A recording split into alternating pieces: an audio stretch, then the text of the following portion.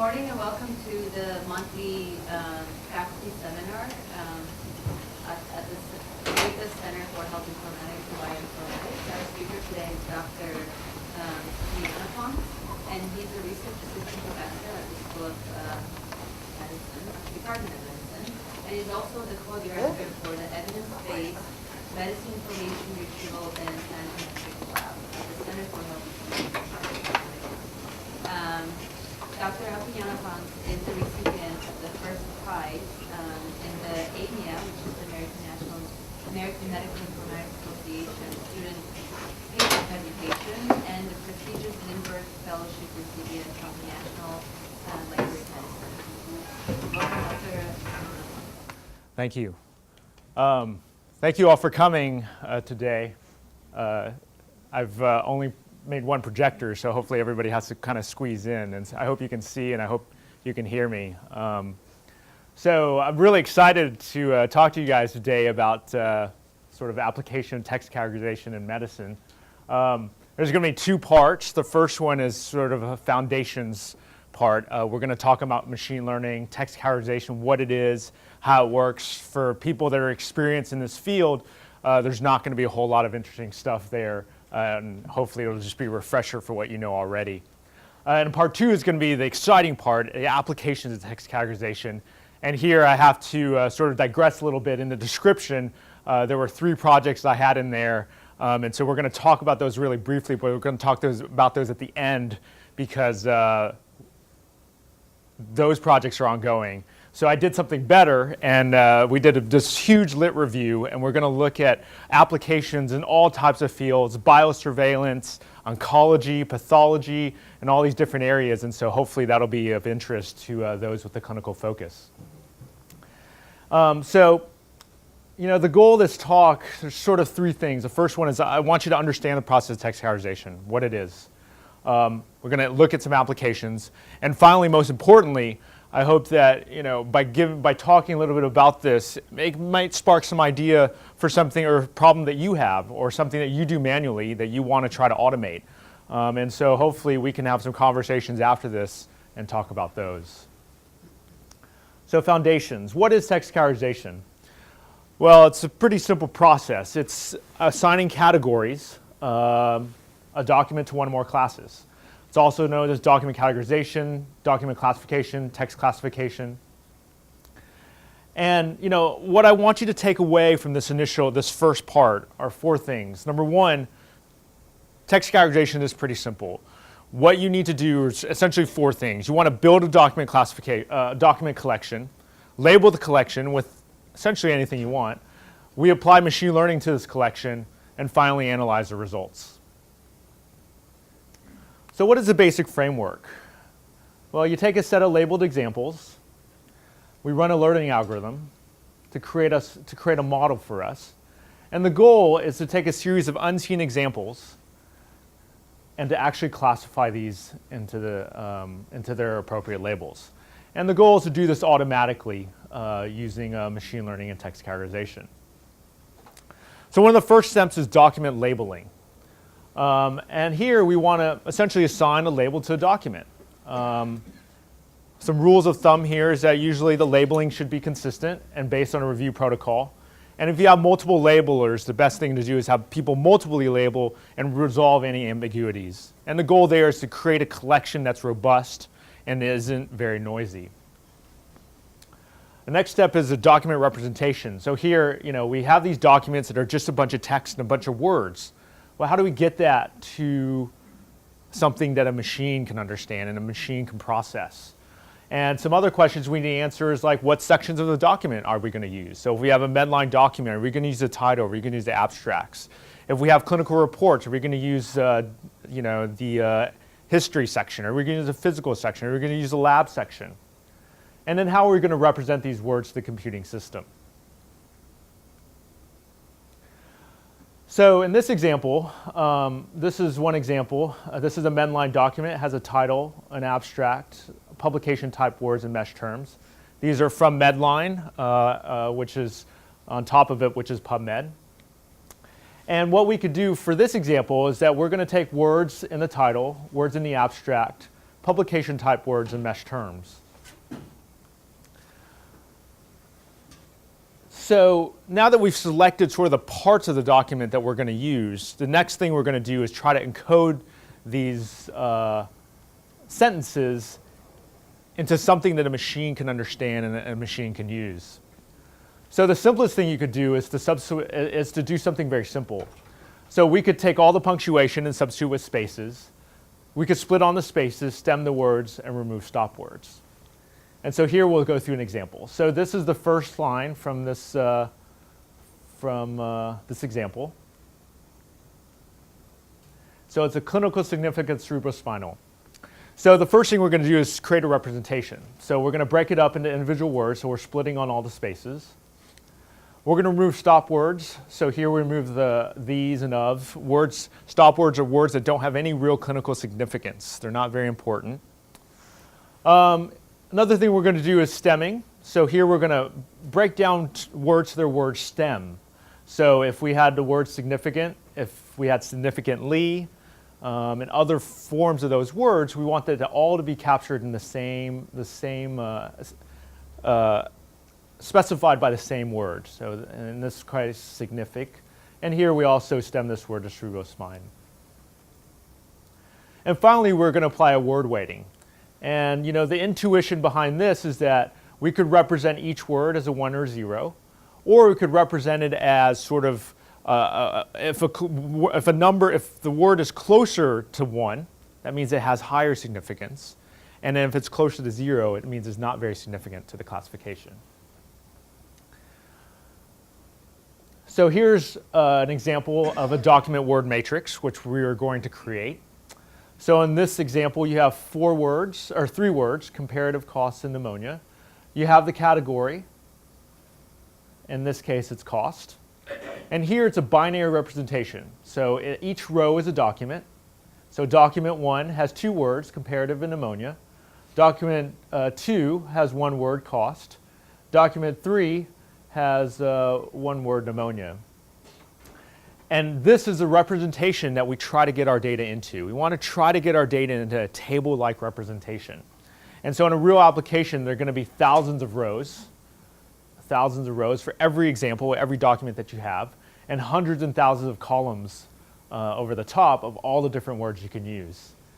And you can see here that I was trying to make it look a little prettier, and the cost was supposed to be here so that you would see that the category corresponded to the word, but I moved it on. But the idea is you put this representation to a learning algorithm, and it's going to automatically take into account all these different weightings and create essentially rules that can determine the correct category.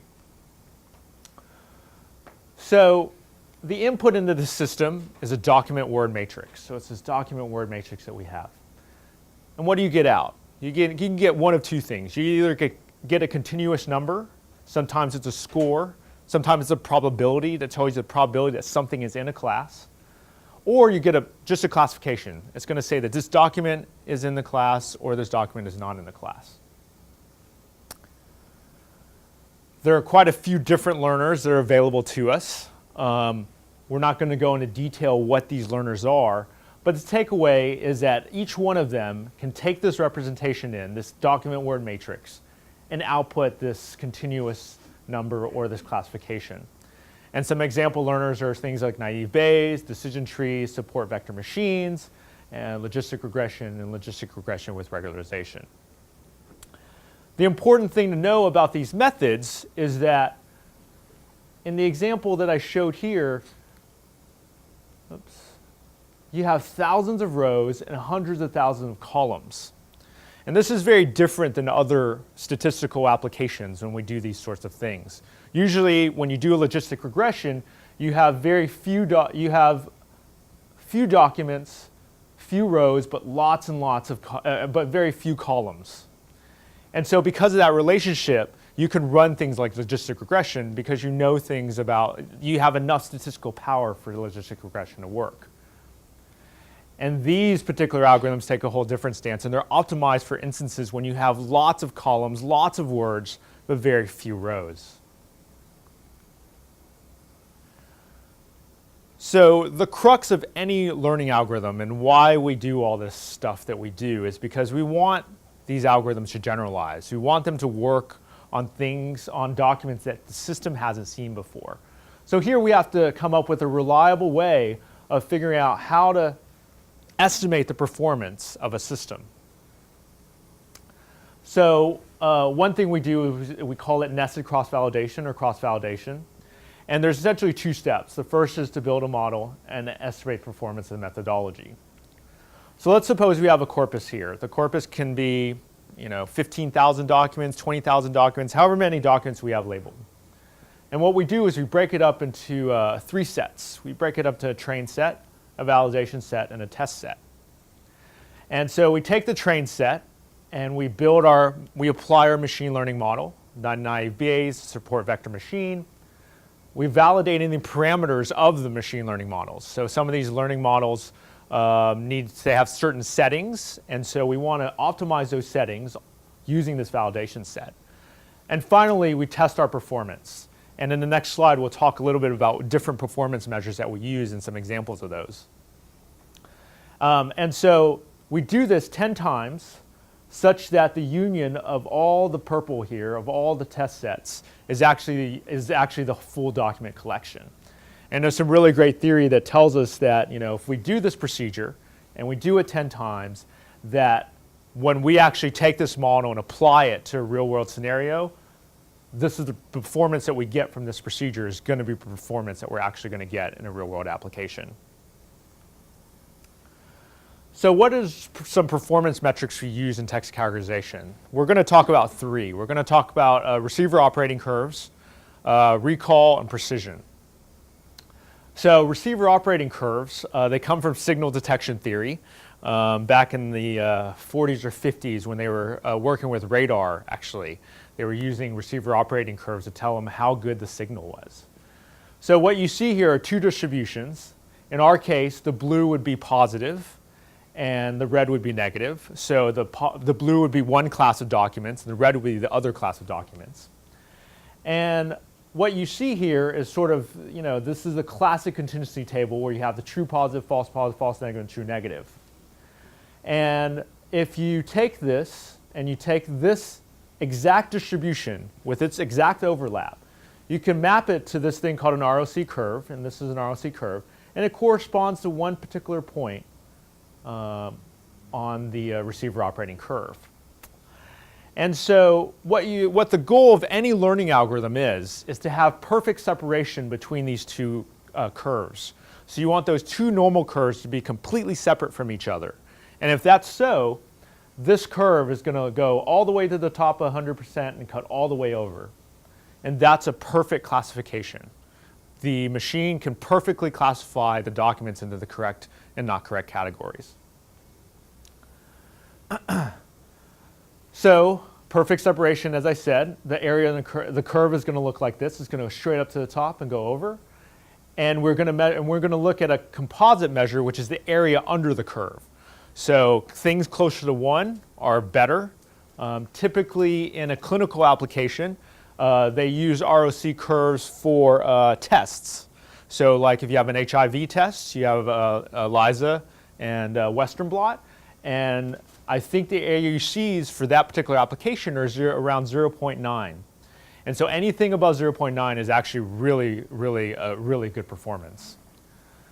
Here you see another curve that looks like this, and this is OK separation. Area in the curve is 0.8. And finally, random separation, where the curves are completely on top of each other, you get an AUC of 0.5. So the takeaway from this slide is that your range for the AUC ranges from 0.5 to 1.0. It doesn't range from 0 to 1, but 0.5 to 1. And so the areas we're going to be interested in are in this dynamic range, or in this range.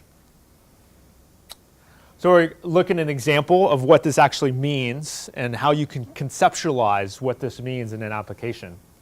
So here we have a ranked sequence. And imagine these are documents, and the classifier has done its business. And, and we get scores that we can actually rank in order. So here on the left is the top rank, and here on the right is the bottom rank. And you see if the distribution looks like this, so you see there's perfect separation right at this point, you get an AUC of 1. And you can see how this changes as misclassifications enter into the sequence. So if there's a 0 that appears here, you get 0.88. As the classification gets more mixed, you get 0.78. And in this example, when you have perfect overlap, you actually get 0.67 rather than 0.5. And this has to do with the fact that this is a very small example, and we're limited by this example that we see here. So that gives you some intuition about what an ROC is, and if you actually had a ranked list of scores, sort of some intuition about what the distributions look like and how they overlap. So recall and precision. These are sort of the two numbers that we care about when we're doing information retrieval, when we're doing text categorization. Recall is true positives divided by true positive plus false negative. And precision is true positive divided by true positive plus false positives. And an ideal system has a recall of 1 and a precision of 0. Here's an example. This is an example from the previous ROC. You see the rank list. We start from the top, go to the bottom. And we see that this is actually perfect classification, because at this point, I have a recall of 1 and a precision of 1. In contrast, we have this other example. We have 110, 100. And we see that there's a trade-off. When my recall is 1, I get a loss in precision. Similarly, up here, I get a smaller recall of 0.66, but I get a high precision. And this trade-off exists at all times. This trade-off between getting as many documents as you can back while optimizing your number of false positives. Another way of looking at this is that if, say, we have 1,000 documents, we could just say that all those documents were positive. They were all correct, and you would have a recall of 100%. But the trade-off is your precision is going to be very low, because if you only have 10 documents out of that 1,000 that are positive, you only have 10 out of the 1,000, so 10 over 1,000, and that is your precision. So that's a little bit about some of the theory, going to steps from starting at the beginning, from having a document collection, labeling it, representing it, turning it into a document word matrix, then applying machine learning and estimating performance. Does anybody have any questions or anything that I can clear up before we move on? Yeah. So if you have in your operating curve, right? Yeah. If you have a 0, Okay. or 0.1, isn't that useful? Because it's like, if I say it is, it isn't, and it is, it is. What do you mean? So. If all the positives are really negatives, all negatives are positive, isn't that useful? You mean if you have a lot of false positives and false negatives? On the ROC, under 5, isn't it just inverted? Oh, yes, absolutely. Put it into English. Yes. If you're under 5, it's just perfectly inverted. So if you get. If you have a 0.1, that's Yeah. information. Right. So what you can do is you can just invert the classifications, and then It tells me something. you're going to be 0.9. It's the opposite. Exactly. It's going to be 0.9. And you'll see that happen. I mean, sometimes you'll run experiments where you get AUCs of less than 0.5. And then the intuition is that, yeah, you can just flip it around. And so maybe you did your classification wrong. Most of the time it's because we set up the experiment wrong and we actually labeled them incorrectly. But that does happen, and yeah, we can flip it around and then make something that seemed to perform really poorly perform amazingly without doing anything. So the next thing we're going to talk about are applications, and this is really where the fun stuff is. And I'm going to just describe an application that somebody has done, and then we're going to look a little bit about how they built their document collection, and then we're going to look at performances. So there are quite a few studies of people doing text categorization. What I did is I broke it down into some individual groups that seem to make sense, and we'll go and we'll look at a couple of these. So the first topic is the automatic construction of topic-specific document collections. And so, an example that we have here is health services research. So in epidemiology, there's these 5 categories that they tend to care about: process assessment, outcome assessment, clinical practice guideline, cost, and economics. And here are some definitions that you can read over. And you can see they're pretty complex. Some of them are a little bit simpler, content pertaining directly to cost or financing of a healthcare problem or service.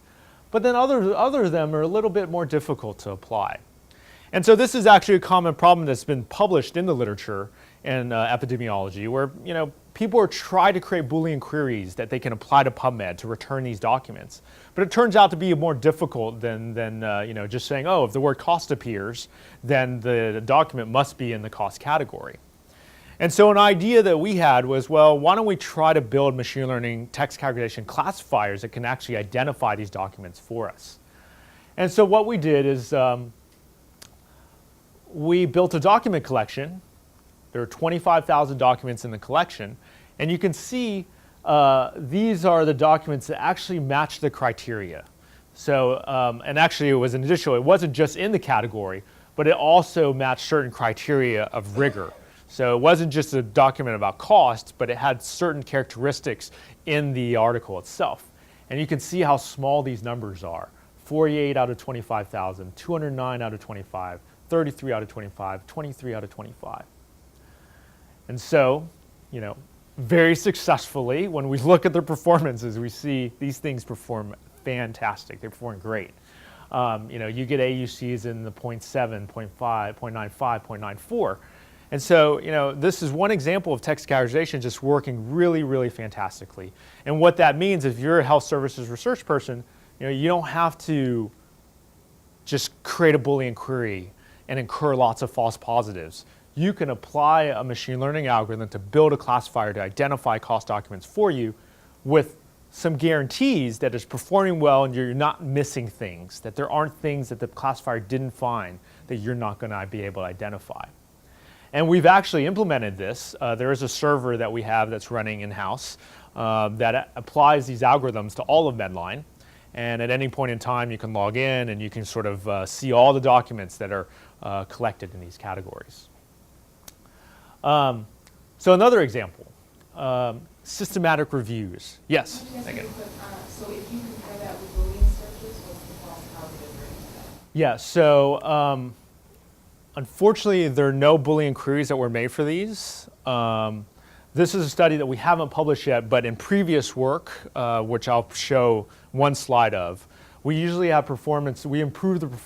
Unfortunately, you can't compare a Boolean query to AUCs because AUCs are a rank list, right? And it has a curve, whereas a Boolean query is only one point on the ROC curve.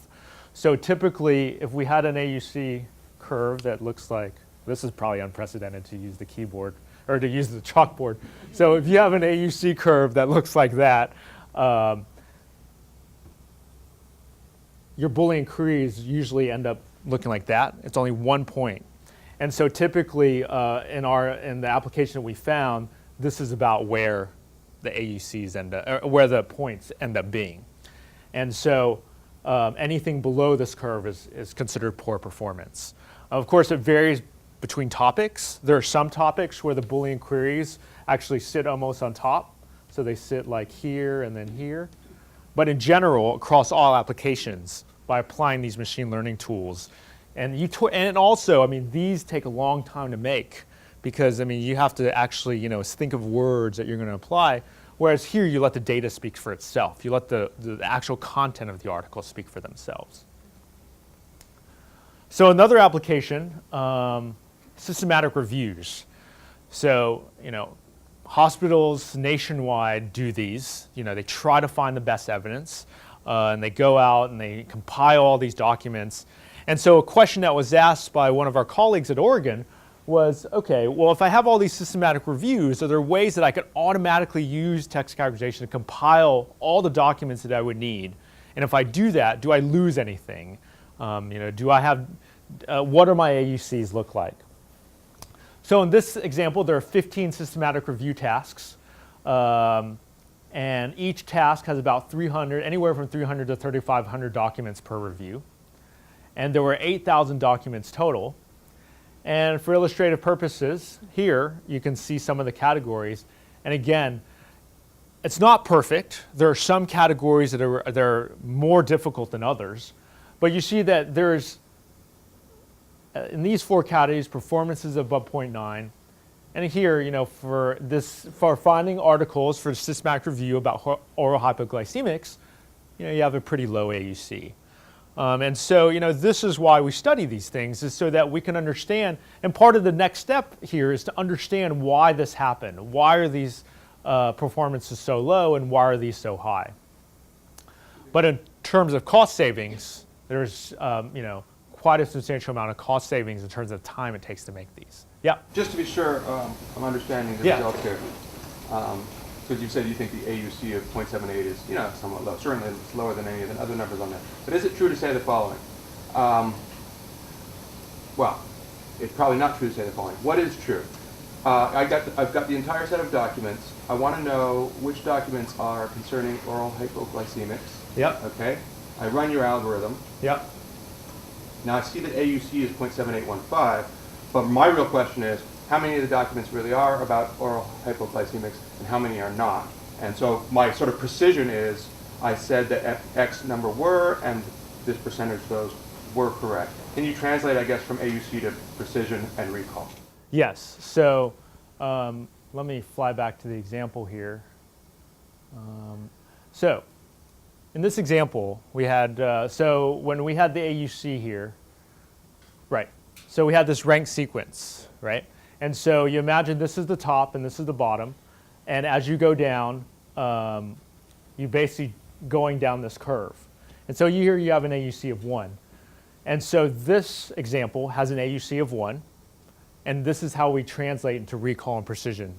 So for instance, for the slide you just had, the oral hypoglycemics of 0.78, say something about precision and recall, if you could. Okay, so in this example, this had an AUC of 0.87, okay? Now, you have a set of oral hypoglycemic articles, right? And if you don't want to miss any of them, then you would choose this threshold right here.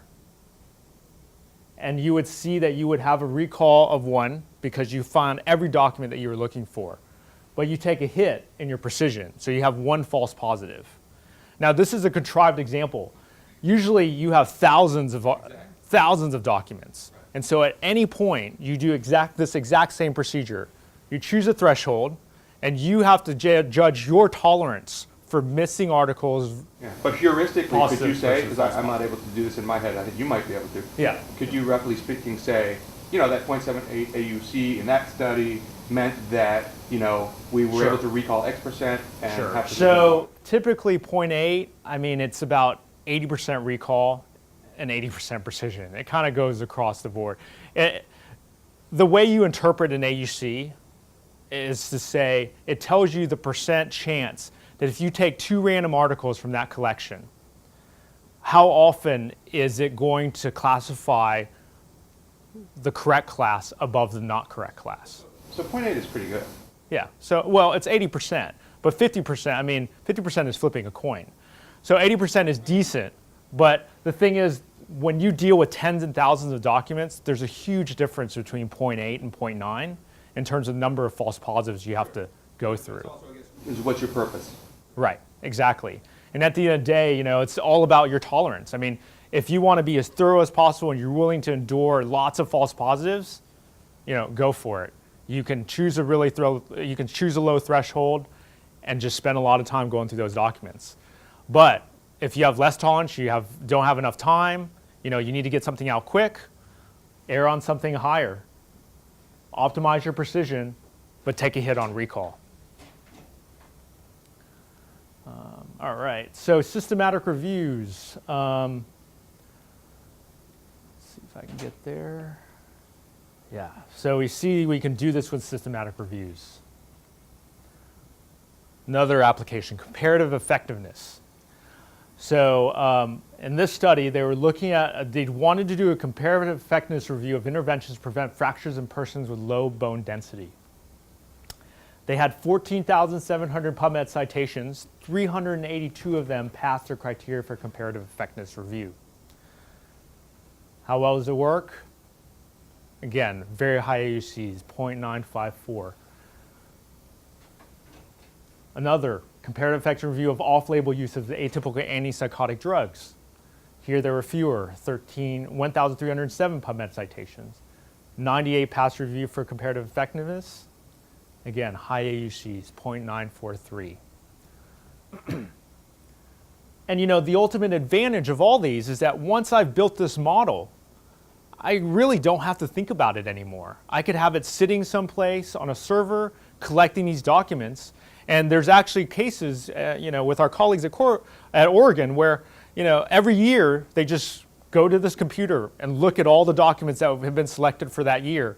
And then they can instantly do their, well, instantly in the sense that they still have to read them, but they don't have to go through the process of, you know, going through these articles and trying to identify them. So another important application is assigning vocabulary to documents. So this happens all the time. So MESH is a controlled vocabulary. It gets assigned to Medline documents. The gene ontology is something else for which there's a controlled vocabulary that gets assigned to documents. And ICD-9 codes as a prototypical example in clinical application of codes being assigned to documents. So here, one example is the automatic assignment of ICD-9 codes to clinical narratives. So here they used medical history, diagnosis, and prescription-free text sections. It was a multi-class classifier. So all the examples of the classifiers I've shown before are one class. So we either said that a document is about urinary incontinence or not about urinary incontinence. A multi-class classifier attempts to actually put them into multi-categories all at once. So you put the document in and it's going to tell you, is this about oral hypoglycemics? Is this about urinary incontinence? Unfortunately, this paper didn't present an AUC, but we're gonna evaluate it based on the top 20 codes. So they took this history, diagnosis, and prescription-free text sections, and what they did is they applied this multi-class classifier for ICD-9 codes and looked at the top 20 codes, and that was their threshold. So they took the top 20, and at the threshold, they were getting a 75% precision and 63% recall. This means that 3 out of every 4 of these codes was correct, but it missed 37% of the codes that were actually given to that patient. So you see that there is a ways to go, but this is pretty early work, and this is just running a classifier on this without doing a lot of extra work, and we see we get fairly good performances. And I think if you translated this AUC, it would probably be about like 0.75 to 0.8 was where I think it would be. So gene ontology. So here they wanted to identify papers that were deemed to have experimental evidence warranting annotation with gene ontology codes. So the idea is before you incur the cost of hiring a PhD or someone to actually assign these codes, can we identify those papers beforehand automatically so you can optimize the use of your PhD's time? The training set was 375 documents that were deemed to warrant annotation, 5,000 that were not, and the testing set was 420 positives and 5,623 negatives. So we built a classifier on the training set, applied it to the testing set to get our performance. Again, no recalls, no AUCs here, but you see you get a very high recall, but a very low precision. So essentially, what is it? 1 out of every 8 documents is actually supposed to be annotated, but but you do get quite a few that are returned that are annotated, that should be annotated. And so you can see this is a difficult problem for which text categorization can be applied, but our goal would be to increase this precision. Assigning mesh terms. Medline documents get assigned a term. The training set is a 2008 base, articles from the 2008 base Medline distribution. Ends up being about 2 million documents, I think, 1.5 million to 2 million documents. And what they had tested was a very small collection. They just took out 1,000 random Medline documents. Just so you recall, so the measure they use is what they call precision at 10. So if you go 10 down in the ranks, what is your precision? So in this example, we could do precision at 3, which is 1, or precision at 6, which is 0.5.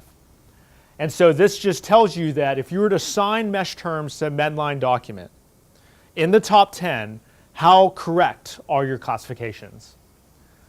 And so at precision at 10, we see about 50% of the documents or 55% of the documents are correctly assigned. Now that doesn't mean that the words that were given to that document were incorrect or totally not relevant. It just means for this test collection that there 50% were not assigned correctly. Another application, categorizing document quality. So the question here is, how can you use text categorization to actually identify quality in the literature?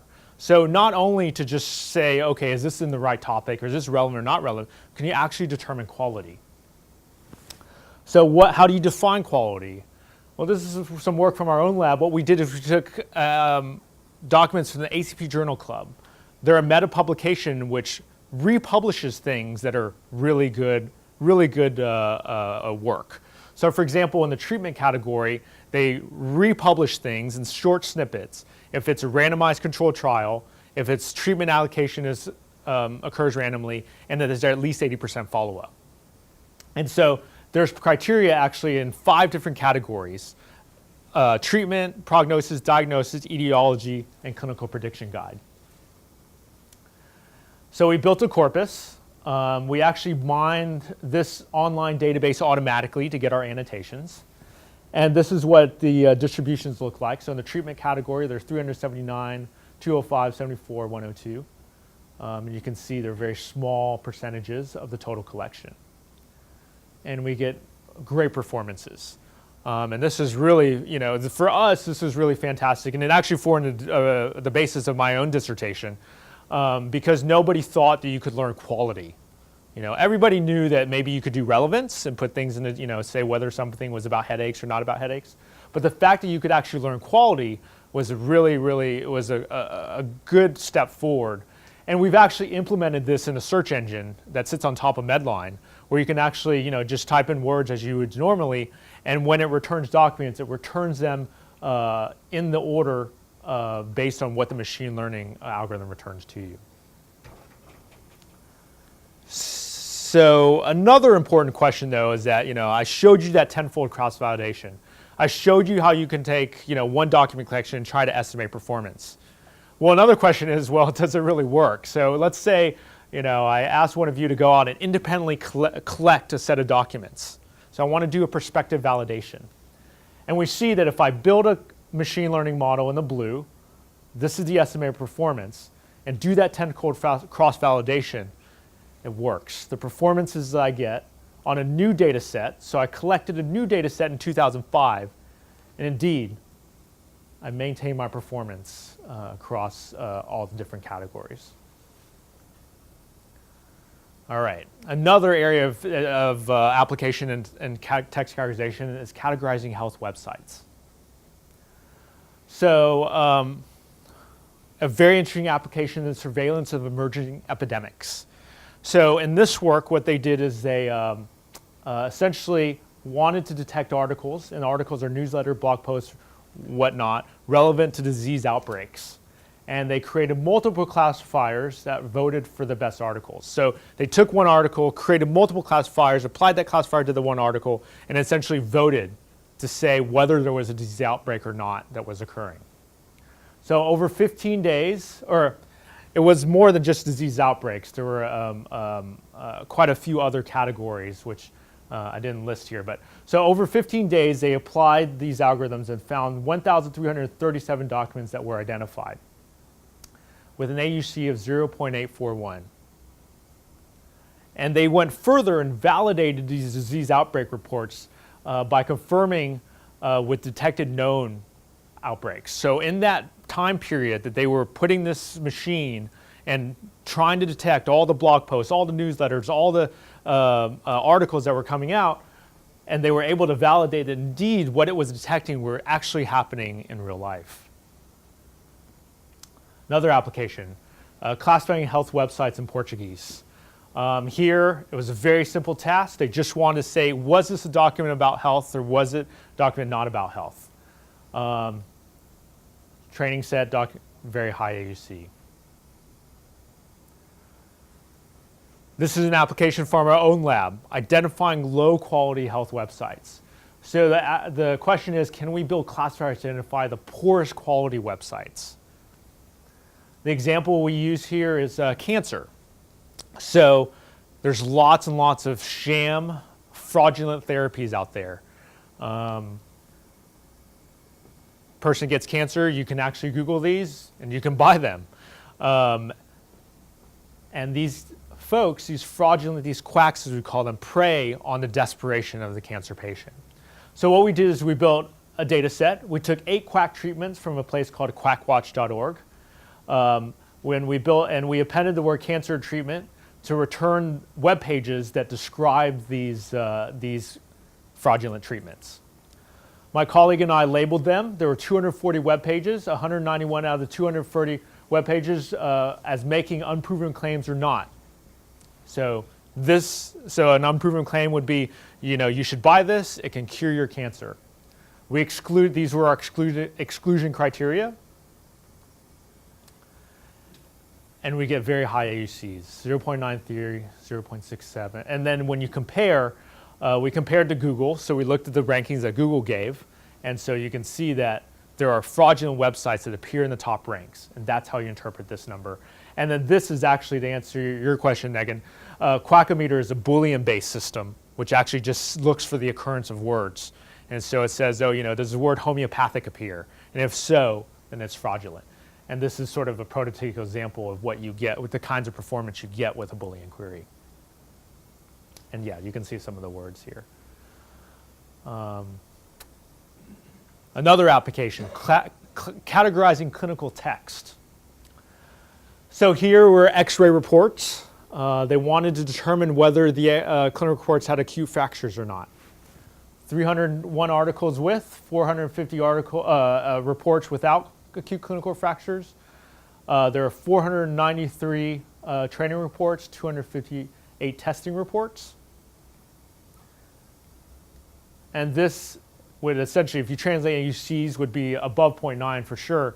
You get text categorization works very, very well in this task. Another application, categorizing tumor node stages for medical reports.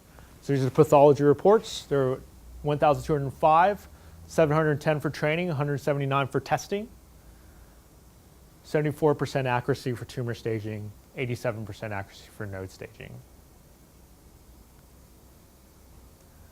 Extreme risk events in clinical incident reports. So in Australia and New Zealand, they have adverse event reports that are written, and they get classified into severity, level 1, 2, 3, and I think 4. A level 1 incident are things like hemolytic blood transfusions, infants discharged to the wrong family, instruments that were left in the body cavity during surgery. They took a data set that 120 diverse incident types, built a text categorization model, AUC of 0.92 in detecting the level 1 incidents. They took one specific category, 166 reports of patient misidentification, AUC of 0.98.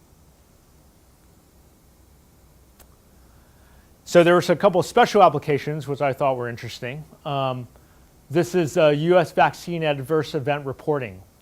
So adverse events following vaccination. So after the H1N1 vaccine was given out, there were 6,034 adverse events reported. So the Brighton collaboration creates these standards that say when something is, in this case, an anaphylactic reaction. And so what they wanted to do was they wanted to take some examples of documents of adverse events that were about anaphylaxis and see whether you could build a machine learning model to actually identify these documents automatically. So the same thing we've been talking about, there were 1,100 case reports, 44 were positive, AUC is 0.8944. And that's for just one category of determining anaphylaxis. Classifying schizophrenic patients by their writing. So they had 36 patients with chronic schizophrenia, 36 patients without. They had them each write a 300 to 500 word essay that was about an important person in my life. They had an accuracy of 83.3% when they applied these machine learning algorithms. So that pretty much ends my talk. I mean, I hope what you've seen is that we've seen some diverse applications across all of medicine of people applying text categorization to their problems. It's certainly not perfect. We saw some examples where it doesn't work as well, but we saw a lot of examples where it works really, really well. And I hope that, when you're thinking about problems that you have or things that you are manually putting into two piles by yourself, maybe there's a way that you can utilize text categorization to actually do that automatically for you. And so to do that, you can, you build a document collection, you find some way of labeling it that's rigorous, you apply the machine learning algorithm, you can analyze the results. We have a lab, and my colleague, my co-director, Dr. Fu, thank him, and thank Dr. Alaferis, Dr. Statnikoff, and some of our collaborators, Brian Haynes and Nancy Wikzinski, and then the Medical Library Informatics Collaborative as well with my colleagues there. And then you can send me an email at yin.a@nyumc.org. We do have some ongoing projects, and I just mentioned these really, really briefly so you can get a sense of some of the interesting things we're trying to do. One of them is curriculum management. So one of the problems that the medical school has is that as their curriculum is, as across the entire spectrum, you want to try to generate some summary measures about how often certain topics are discussed. So if you have heart disease, for example, how often, what percentage of your medical school curriculum is about heart disease? So what we want to do is actually build classifiers for each different type of category. And what we're going to use, we're going to actually use the mesh ontology. We're going to look at mesh and try to classify the medical school curriculum into the individual topics. So NYU could say, okay, well, it looks like 10% of our lectures are about heart disease. And then I can go to my colleagues at Vanderbilt and ask for their curriculum, and you can get a sense of, now you can start comparing curriculums in a principled way to see where things are covered in your curriculum. Another thing that we had talked about with my colleagues, Linda Miller and Jeff Binder, were departmental classifiers. So, if we want to compare departments to each other, if we have a department at NYU, how can we compare them to some other folks, at some other university? And so one idea is to build a classifier about their work, everybody in that department who does certain work, their body of literature, and compare that to other institutions and their literature as well. And then finally, recommendation lists. And this is some work that I've done with Megan. If you have a specific interest, it can be as general as specific. In Megan's case, about COPD patients' end-of-life decisions in COPD. Can you build a classifier, a personalized classifier that can just recommend documents to you as they come up? And we have ongoing work doing that as well. And that's all I have. Are there any questions? I have a question. Yeah. Can you speak to sample size and like limitations? So Yeah. How big a sample size do you really want to have to start thinking about doing a classifier? I know Yeah. you can kind of move that a lot of things. Yeah. So in the recommendation example that I gave, actually, I worked with Megan, and she labeled probably like 10 documents, I think, maybe 15. And I applied that to all of 2011, Medline in 2011. What we did then is I randomized the results back in the top 100. The top 100, or I think there were the top 50 documents that were returned. And I gave that to Megan and asked her to tell me which ones she thought are in the same category. And after she did that exercise, it worked great. I mean, she liked the ones that were in the top ranks. And so that gives you a little flavor of like how small these sample sizes can actually be. Now, we haven't studied it systematically. There is definitely at some point, once you get small enough, if you have 2 documents, I mean, you can't learn enough on 2 documents. But at least we know, you can have ratios of positive, negative around like 0.1, 0.2% in terms of the sample distribution of the positive and the negative class, and still build classifiers that work really well. And it also depends on the signal too. You can have very small collections, but the signal is really strong, you're not going to really need that many documents. Yes? I've lived with Index Medicus before there was Medline. And the question I had in my mind is, how critical is it to know what you really want to look at? For example, there's an old study, there have been studies on the outcome in patients with rheumatoid arthritis. Okay. What the determinants are. Okay. And one of the things that someone who dealt in rheumatoid arthritis for a long time came up with was that the years of education was an important determinant. Okay. Now, if he hadn't done that, and you wanted to retrieve data now, today, in Medline, and you didn't have any knowledge about how important the years of education were, would you lose that completely? So there's 2 different problems here, I think. So the stuff, what I presented here is more along the lines of, I could help identify that article in the past because it's about outcomes of rheumatoid arthritis. Now the specifics of what outcome and what the predictor is, at this point there's 2 approaches. There is an automated approach, and there's a whole subfield called information extraction, which tries to extract those individual components. It says, okay, what is this article about? What are the sample sizes? What is the outcome measure? What is the exact outcome? Or what are the prognostic indicators of this outcome? And tries to pull those out specifically. At this point, or what? You don't have to judge that ahead of time. Right, I don't have to judge it ahead of time. My goal with this categorization is to just give you that document. To give you a document about outcome in a rheumatoid arthritis. The onus is still on you to actually take it and collate it and put it into cohesive argument as to how it fits into the rest of the literature, into the etiology of rheumatoid arthritis. So it's a time-saving point at one point if you're doing like a systematic review, for example. If you want to do a systematic review on that topic, it saves you time doing that. But once you've finished it, this machine just sits somewhere, and a year from now, you can go back and see that it's found 10 new documents about the outcome of rheumatoid arthritis.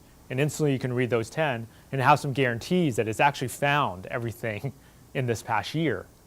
Whereas, when you use a Boolean query or you just type a Boolean query outcome rheumatoid arthritis in Medline and just run that a year from now, the number of positives and false positives you're going to have are probably pretty large. And, you shouldn't have to waste time wading through false positives when I have something for you that can optimize your classification to begin with. Yeah? I have a question sort of on the operationalization of what you do. Okay. So, and I guess the Medline example is a good one. Are your algorithms, do you basically have to extract your sample set, like your all of 2008 Medline, into a separate database or some other repository that then you can apply your algorithm to? Or is it able to literally like crawl like, the web-based, you know what I mean? Like, yeah, Google is not like, Google is in theory a database sitting somewhere on a server that right. When you search it, you're pulling right. those, so if you need to do like an intermediary step, you actually have to get all the clinical documents into some file before you can, or is it able to like attack the system in its sort of native state? So, your question is definitely, it's a software engineering type of question. So there's 2 scenarios. The first is, can you do it in real time? Right. And the second is, can you do it offline? So in your example, Google does everything offline. They crawl the pages, they break them up, they page rank, and then you get the ranking. And so we can actually do both, and we actually have done both. So in the first case, we've run this, we've created a web interface where you can send the search to Medline.